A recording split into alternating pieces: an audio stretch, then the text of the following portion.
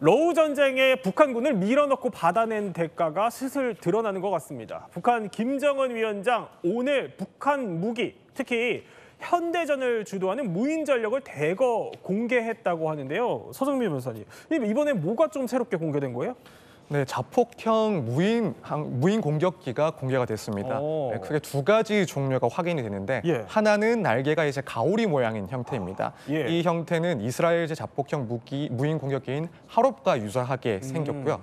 또 하나는 십자형 날개 모양을 가진 무인기입니다. 이건 이스라엘의 히어로 30이라는 그 무인기와 상당히 유사하게 생겼습니다.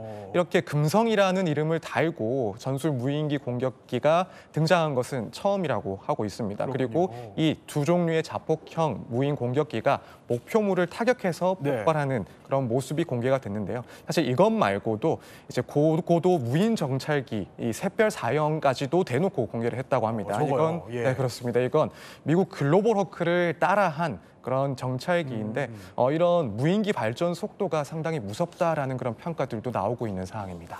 아니 그런데 생각해보면 이남희 기자, 그러니까 이전에 북한에서 그러니까 무인기 뭐 자랑스럽게 공개를 해도 저렇게 왼쪽에 보는 것처럼 다 모자이크 처리했는데 이번에 싹 그대로 공개했네요. 8월, 3월, 뭐 또 지난해 8월도 11월 그리고 지난 3월까지 공개가 됐는데요. 두 개 저희가 한번 비교를 해드릴게요. 특징이 있는데 일단은 지난번까지는요. 뭔가 드론을 계속 모자이크를 했어요. 뭔가 실체를 밝히지 않았어요. 근데 이번에는 정말 모자이크도 없이 또렷합니다. 그러니까 다 전문가들이 이렇게 분석을 해요. 아, 북한에서 자체 드론 개발 기술을 과시하기 위한 목적으로 오늘은 가리지도 않고 명확하게 공개했다. 또 하나 특징이 있어요. 색깔이 어떻게 다르죠? 뭐 지난번까지 공개된 걸 보면 흰색이에요. 이번에는 우리가 보통 실전 약간 풀색하고도 비슷해 보이잖아요. 그러니까 전문가들이 이렇게 얘기를 하더라고요. 흰색은 아직은 실험용이다. 그런데 이건 정말 당장 실전에 투입할 수 있는 실전용으로 만들어진 거다. 그러니까 그만큼 그 기술 개발이 더 완벽하게 됐다. 우리가 이 정도까지 왔다를 과시하기 위해서 오늘은 모자이크도 하지 않고 좀 더 당당하게 공개를 한 것이다. 이런 분석들이 나오고 있습니다. 이제 뭐 실전에 배치될 수준으로 뭐 향상됐다는 걸 과시하는 것 같아요. 자, 북한 군인들이 그러니까 러우 전쟁 전장에서 드론에 처참히 당했기 때문에 역으로 김정은 위원장이 저렇게 드론 개발에 목을 메고 있는 건데요. 자, 영상 하나 보여드리겠습니다. 자, 보면은요, 이게 러시아 드론이 우크라이나 건물을 타격하는 겁니다. 이 소리만 들어도 굉장히 엄청난데. 자, 전예현 평론가님. 현대전은 드론 전쟁이라고 해도 사실 과언이 아니에요. 그렇습니다. 특히 최근 러시아 우크라이나 전쟁에서 드러난 드론의 위력이 전 세계를 깜짝 놀라게 한다고 해도 과언이 아닌데요. 특히 우크라이나에서 지난해 공개돼 실전 배치된 드래곤 드론은 이름 그대로 마치 하늘을 나는 용이 불꽃을 뿜는 것 같은 모습 지금 보고 계십니다. 자세히 보시면 수비로 뭔가 불꽃 같은 게 뿌려지는데 이건 그냥 불꽃이 아니라요. 무려 2,200대에 달하는 초고온의 쇳물입니다. 그러니까 말 그대로 날아가면서 가는 곳마다 저렇게 펄펄 끓고 있는 쇳물을 뿌려지는데요. 그러면 수비로 불덩이가 저렇게 날아가게 되고 보시면 화염이 일고 웬만한 건물도 다 녹는다라는 표현이 나올 정도입니다. 알루미늄과 산화철이 혼합된 특수 금속을요 트론에 싣고 가서 공중에 뿌리기 때문에 나무뿐만 아니라 대부분의 물질은 다 타버린다고 해도 과언이 아니라고 합니다. 특히 우크라이나는요 지금 우크라이나 러시아 전쟁에서 드론일 게임 체인저가 될 수 있다 이런 전망이 나오는데요. 왜냐하면 이게 소위 가성비가 굉장히 높다라고 하고요. 굉장히 은밀하게 가서 기습 공격을 하는 데 있어서 유리한 것으로 알려지고 있습니다. 실제로 우크라이나에서는 우리가 거미줄 드론 작전을 하고 있다 이렇게 설명한다라고 하는데 거미줄이라는 표현처럼 그렇습니다. 드론 117대가 러시아 폭격기 41대를 불태웠다라고 주장을 하고 있습니다. 근데 사실 우크라이나 러시아 전쟁이 장기화되다 보니 러시아 입장에서는 시간은 우리 편이야. 결국은 우크라이나가 포기하겠지라는 말을 했었는데 오히려 우크라이나에서 이렇게 드론을 과감하게 사용하면서 다윗과 골리앗이라는 표현이 나오고 있다고 하는데 성서에 나오는 다윗이 덩치가 엄청나게 큰 골리앗에게 돌팔매를 해서 기습 공격을 하는 그런 것에 비유하는 표현이 나오기도 합니다. 그러니까 드론이 값도 싼데 요새는 드론에 뭐 스텔스 기능까지 장착을 해서 그야말로 또 은밀하게 작전을 수행하니까 그래서 북한을 포함해서 각국이 치열하게 개발 중인 겁니다.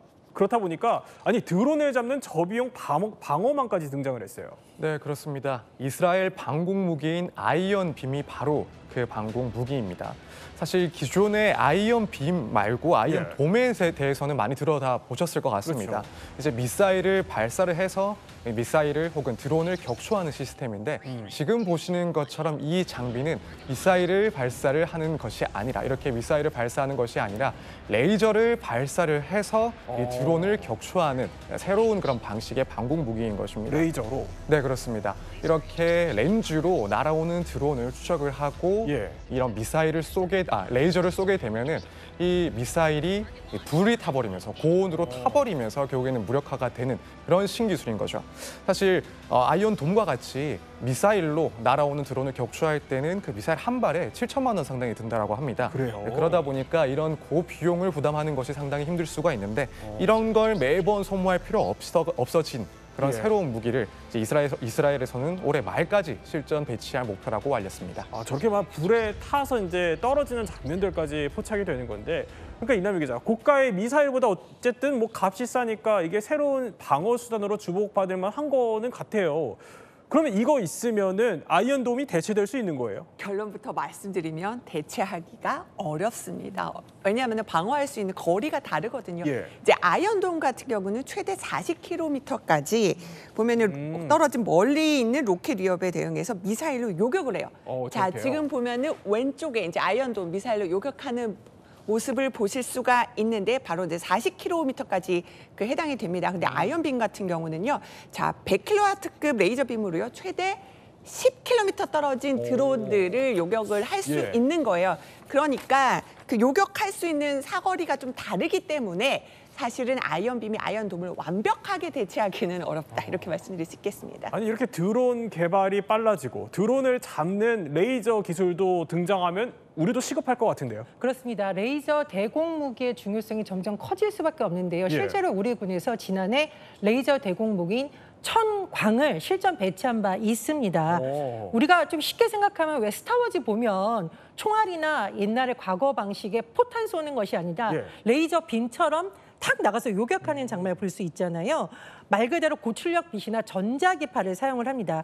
그리고요, 장점이 있는데요. 기존 미사일 기반의 방공 체계보다 발사당 비용이 매우 적기 때문에 말 그대로 가성비가 좋다라는 평가가 나오고 있습니다. 그렇군요. 그리고 우리나라는 지금 사실 북한에서 이렇게 드론에 열중하는 것에 대해서 방어할 필요가 있기 때문에 굉장히 개발이 시급한데 실제로 개발을 열심히 하는 것으로 알려져 있습니다. 다만 관련 분야에 있어서 우리나라가 전 세계를 뭐 선도하거나 이럴 수준은 아니기 때문에 관련 분야 예산 지원이 시급하고 또 전문가 양성도 필요하다는 주장이 계속되고 있습니다. 네, 청광까지 살펴봤는데 뭐 드론에 또 드론을 잡는 레이저까지 현대전 판도가 슬슬 바뀌는데 우리도 잘 준비해야 할 것 같습니다.